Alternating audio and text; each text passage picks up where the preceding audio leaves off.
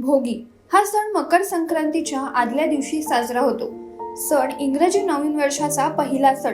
न खाई भोगी तो सदा रोगी हे आपण आपल्या आजी पणजीकडून ऐकतच आलोय. मात्र भोगी या शब्दाचा अर्थ नेमका काय हे बऱ्याच जणांना ठाऊक नाहीये. आजच्या व्हिडिओमधून जाणून घेऊयात की भोगी म्हणजे काय, या सणाचं महत्त्व नक्की काय आणि हा सण कसा साजरा होतो. भोगी हा इंग्रजी नवीन वर्षाचा पहिला सण. 2026 मध्ये हा सण 13 जानेवारी रोजी आहे. या सणाला घरासह आजूबाजूचा परिसर स्वच्छ करून अंगणात किंवा दारासमोर रांगोळी काढली जाते. अभ्यंग स्नान करून नवीन कपडे परिधान केले जातात. केस आवर्जून धुवावेत असं सांगितलं जातं.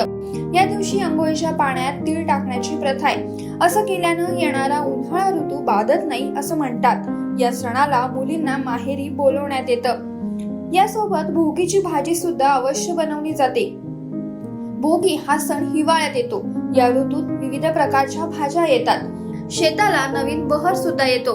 घरात भोगीची भाजी बनवली जाते. यात प्रामुख्याने हरभरा, पावटा, घेवडा, वांग, गाजर, कांद्याची पात, शेंगदाणा, वटाणा, चाकवत, फ्लॉवर आदी भाज्या वापरल्या जातात.